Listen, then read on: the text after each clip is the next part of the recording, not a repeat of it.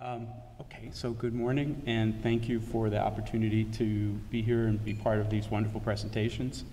I'm very honored. And I want to give you a little bit of a preamble. I am not an addictions researcher. I'm not even a neuroscientist, although I became a neuroscientist when the university renamed our department to the Department of Psychology and Neuroscience, which I highly recommend. Those of you, it saved us a whole lot of time and energy.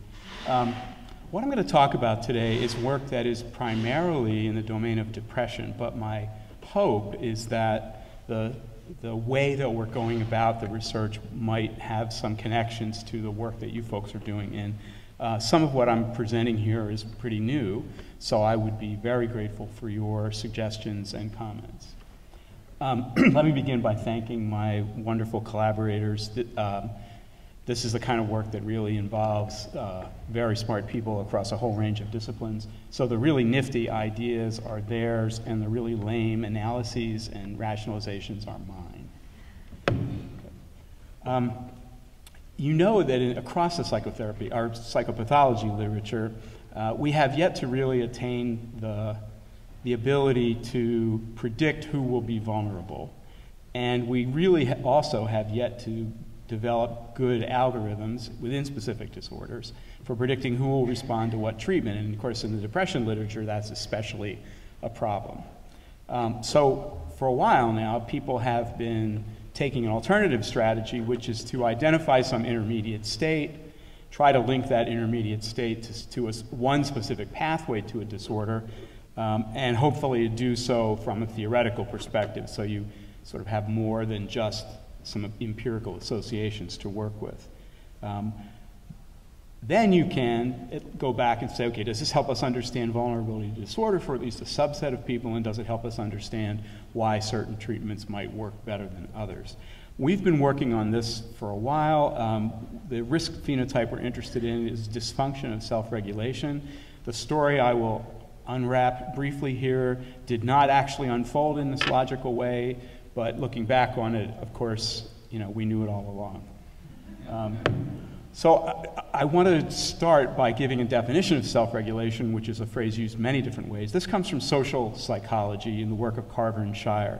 So I'm talking about the psychological and neural processes that allow people to pursue personal goals. And in our case, the goals are very broad, abstract things, which really boils down to what kind of person do you want to be? What kind of person are you striving to be? And the question we've asked for a while now in our research is, when that process isn't going well, does that increase vulnerability to psychopathology? And like I said, it's helpful to have a theoretical basis for asking these kinds of questions, and in fact we do too, which is a model of the cognitive motivational systems that underlie personal goal pursuit. That model is regulatory focus theory. Tori Higgins was my graduate mentor. And basically, the short version of the theory is that there are two different systems for pursuing these kinds of complex personal goals. What he calls the promotion system, which operates strategically by making good things happen. So, you know, let's say your goal is you want to get an A on a test, and, you know, your promotion strategy is you spend lots of time studying.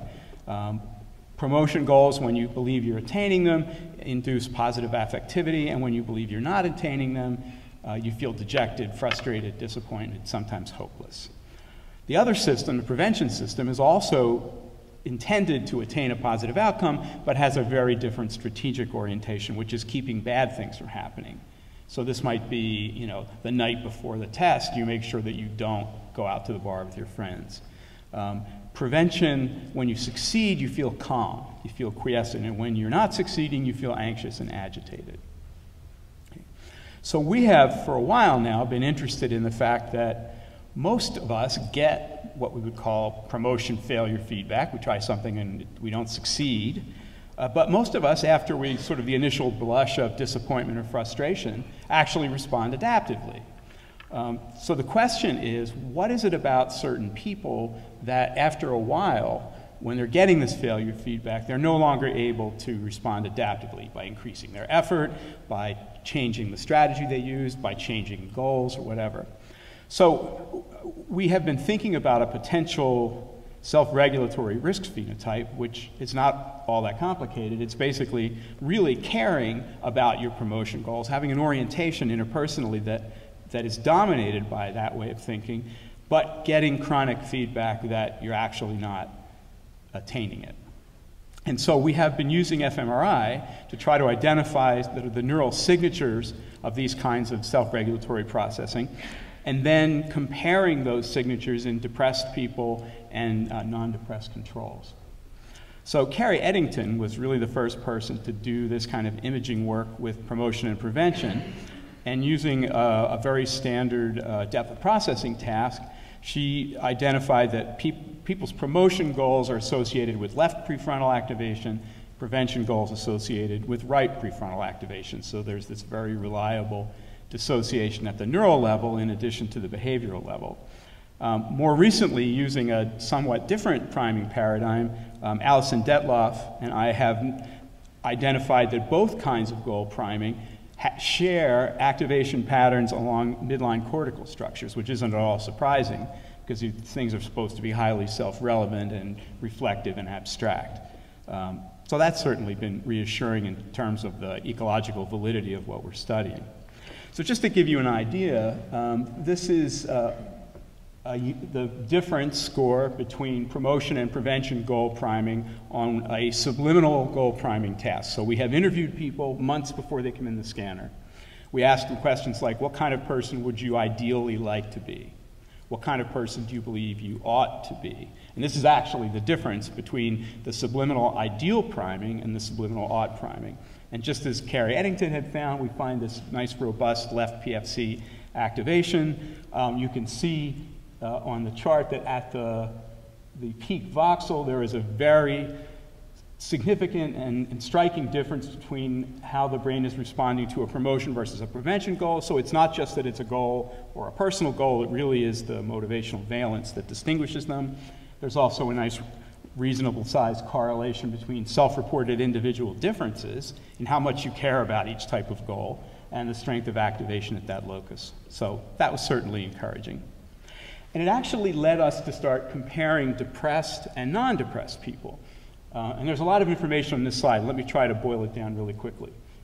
If you look on the right, those are the areas of activation where promotion priming gets a stronger response than prevention priming, but depressed patients are significantly attenuated compared to normals. So these are regions that should be engaged robustly in the face of these personal goals, but in the depressed people, they're significantly less activated. On the other side, this is right PFC, and these are the areas where you get significantly greater activation for the other type of goal. And here, if you happen to be both depressed and anxious, comorbid, the depressed and anxious people show greater activation than the normals do. So there are really two differences. One is the sort of the difference in the motivational system, and the other is, relative to normals, the depressives are showing hypoactivation of approach and hyperactivation of avoidance, although our definition of approach and avoidance is a little more strategic and a little bit less spatiotemporal, which is probably why we're finding prefrontal cortex. Okay. So that got us really interested in what's happening here. Now, this is clearly not the only pathway to depression. There are lots of ways people can reach that. This is simply one, but it gave us a window to try to follow people over time and to ask some interesting questions. So we started out looking at responses to treatments, and in our first effort, which I'll summarize briefly, we randomly assigned depressed people either to Beck's cognitive therapy, Klerman's interpersonal therapy, or fluoxetine. There were no differences in the average efficacy of the treatment. The psychotherapies led to a little bit more cognitive change in some of our cognitive processing measures, particularly how people responded to their own goals. But the really striking finding was that the people who were having the most trouble attaining their promotion goals didn't do that well in any of the treatments, which is not at all what we expected. I'm a card-carrying cognitive therapist, and I thought for sure if I played that card, everything would be fine, and it wasn't. So that led us to actually tinker with the existing therapies, and we developed a treatment that we call self-system therapy, which is not rocket science. Nothing we do is rocket science. And it's basically structured as a combination of cognitive and interpersonal therapy. So it's organized around 4 basic questions. What do you want? You know, what kind of person are you trying to be? How are you trying to get it? What are you doing? Why are you not getting it? What's going wrong? And what can you do differently, which can involve either changing some attribute or compensating for some deficit that may not be easily changed in the short term. So we're thinking about this really as a translational exercise. And these are a summary of the data from our very first clinical trial. These are depressed patients randomly assigned either to Beck's cognitive therapy or to self-system therapy. And we basically separated them at the median in terms of the people who had more versus less difficulty with self-regulation. And what you'll see is there are 2 groups that are doing better than the other 2 groups. And those 2 groups are the people who are not particularly having trouble with self-regulation who got cognitive therapy. We say cognitive therapy is kind of made for those people. The other group is the people who were having trouble with self-regulation who got the new therapy. And our assumption would be that that may be a better fit for them. That doesn't mean the other therapies wouldn't have worked, but maybe it would have taken them longer. You know, in our original study, we followed people for 4 months, and there was still a difference. That doesn't mean cognitive or interpersonal therapy or Prozac might not have helped more ultimately. So the current status of this phenotype is we're starting to explore it more transdiagnostically, sort of in an RDoC-y kind of world. You know, if you get away from the bins that these diagnostic categories represent, you know, can we focus on assessment at the construct level and maybe learn a little bit more about how treatments work?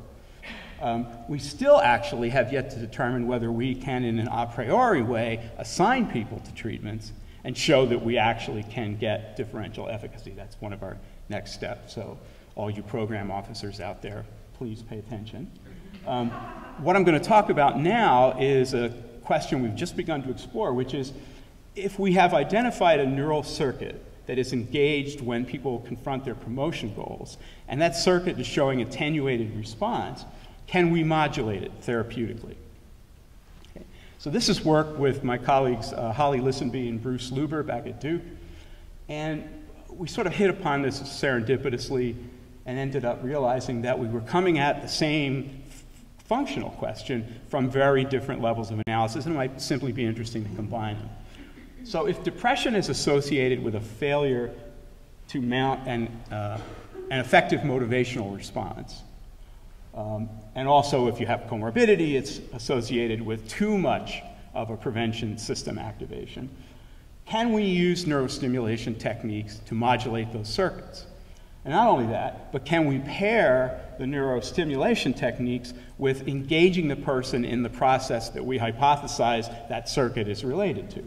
So we set out on a journey, and I'll present our pilot data here, to use our idiographic goal priming paradigm, where we've already interviewed people and said, what kind of person do you want to be, to target the TMS, which is at the moment sort of a big issue in the TMS treatment of depression, and then combine that with self-system therapy so that in essence we're engaging the circuitry simultaneously using 2 different routes of entry, to use Helen Mayberg's terminology. Okay, so basically what we're doing here is we use our goal paradigm, our goal priming paradigm, to identify for each person where in left PFC are you most responsive to your own promotion goals. Knowing that it's likely to be an attenuated response, you can still find, you know, for that individual. And we use that to target the TMS. So, you know, each individual person is getting a somewhat different targeting, but there's a theory behind why that occurs. And while people are getting the TMS, they are engaged with a therapist in the room. They're getting visual sort of cues about the treatment, and they're also engaged in a conversation. And our assumption, as I mentioned, is that these 2 things are targeting the same circuitry at least at some kind of simplistic level. We now have complete data on 5 people. We have complete imaging data on 4, so I'll simply wrap up here by showing you what we found, and then we'll be grateful for whatever suggestions you have. Okay. So the protocol I've pretty much just described. The key is that they're getting combined treatment 5 times a week for 4 weeks, 30 minutes. The first thing that surprised us was that people really did get better. So on the left are the clinician ratings, and on the right are the patient self-report ratings. And you can see over time 0 is baseline, time 4 is the end of the acute treatment. And much to our surprise, it seemed like people got better very quickly. The obvious disclaimer here, these are 5 people. Please indulge my fantasy that this is actually something useful. It will take more and more indulgence as I go on with the rest of the slides. This is the one that's easiest to swallow. Okay.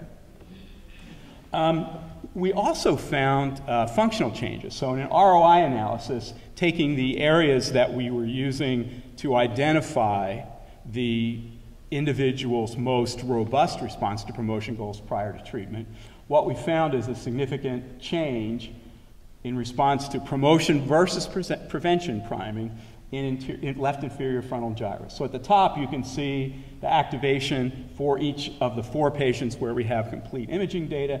And in each case, there's a significant increase in activation in IFG. And on the bottom, you can see what happens across the group when you compare promotion and prevention priming. So if there is a change, the change at least is specific to one of these hypothetical systems rather than to the other. Okay?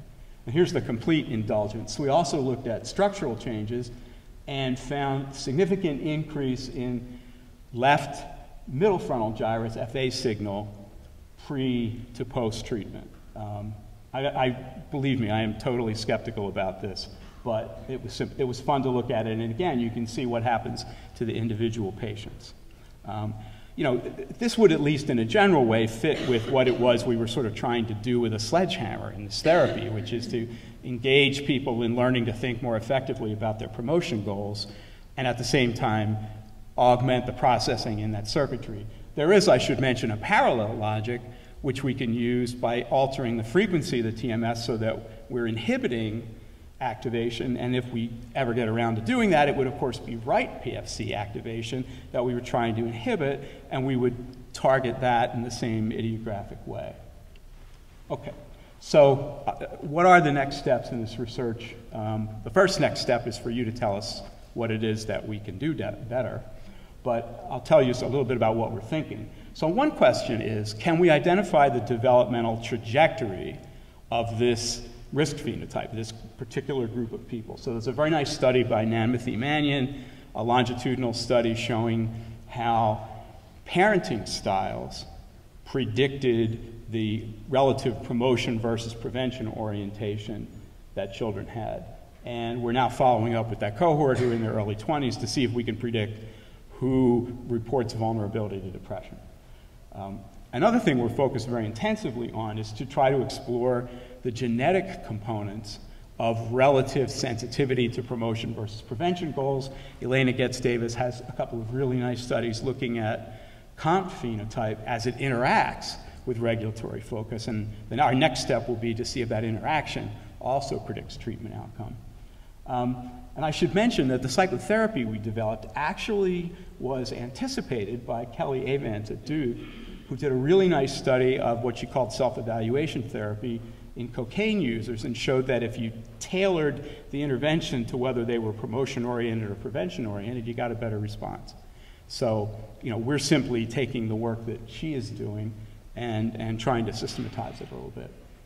So anyway, that's sort of my report from the world of depression treatment and self-regulation research, and thank you very much.